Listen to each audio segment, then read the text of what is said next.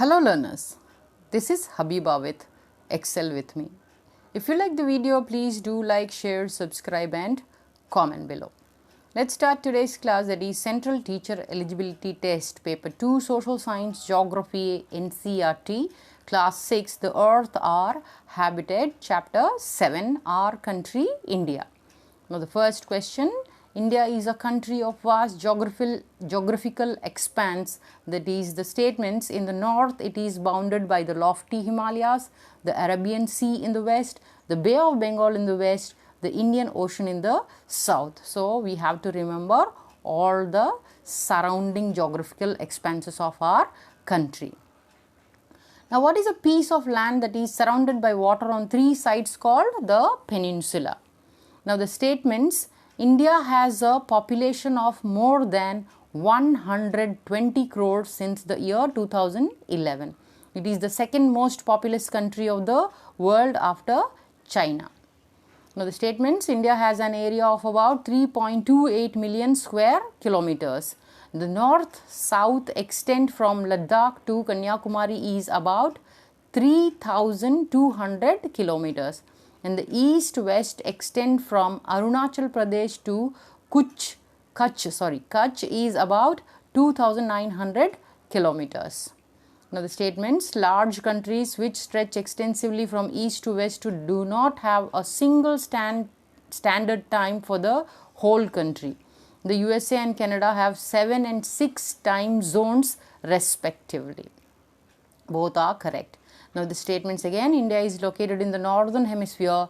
The Tropic of Cancer, that is 23.5 north, passes almost halfway through the country.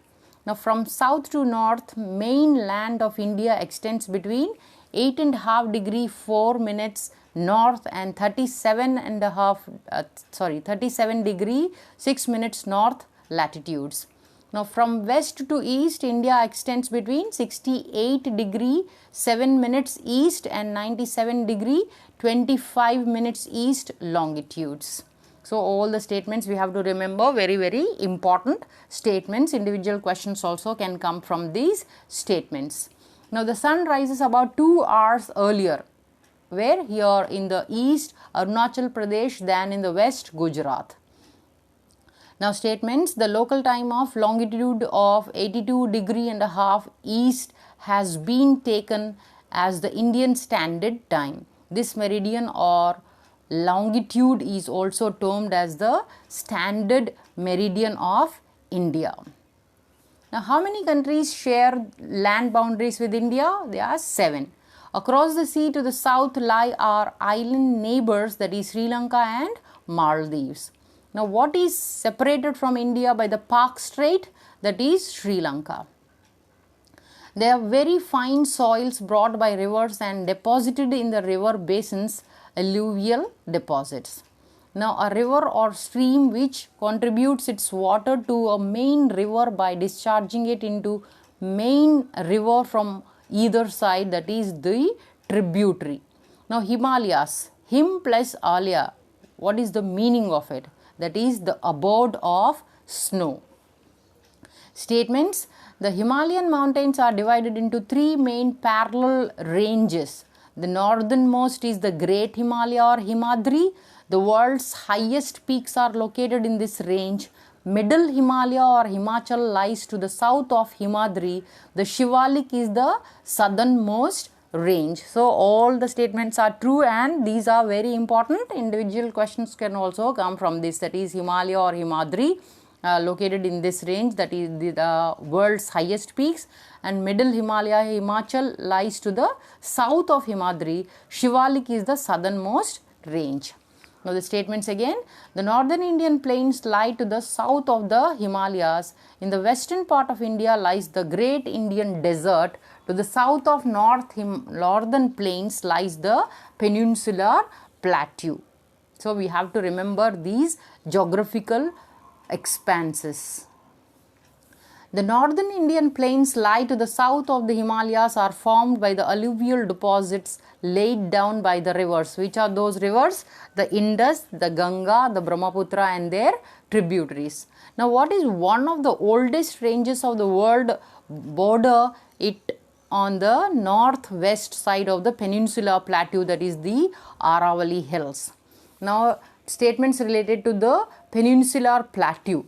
The Vindhyas and the Satpuras are the important ranges here. The rivers Narmada and Tapati flow through these ranges. These are west flowing rivers that drain into the Arabian Sea. Now other statements related to the peninsular plateau. The western Ghats or Sahyadris border the plateau in the west and the eastern Ghats provide the eastern boundary. Now while the western Ghats are most continuous, the eastern Ghats are broken and uneven. Now the statements again. To the west of the western Ghats and the eastern Ghats lies the coastal plains. The eastern coastal plains are much broader. Now there are a number of east flowing rivers. The rivers Mahanadi, Godavari, Krishna and Kaveri drain into the Bay of Bengal. So this point is very important. Which rivers flow to the which oceans we can question can come. So Mahanadi, Godavari, Krishna and Kaveri drain into the Bay of Bengal. Now what is formed where the Ganga and Brahmaputra flow into the Bay of Bengal? That is the Sundarban Delta. Now which islands are located? Where are these Sundarbans? That is in West Bengal. Which islands are located in the Arabian Sea and these are coral islands located off the coast of Kerala, that is Lakshadweep Islands. The Andaman and the Nicobar Islands lie to the southeast of the Indian mainland, that is in the Bay of Bengal. What is a huge sea wave generated due to an earthquake on the sea floor? That is called the tsunami. So we come to the end of these questions. If you like these questions, please do like, share, subscribe and comment below. I'll come up with the next chapter in the next class. Until then, thanks for your attention and time. Happy learning.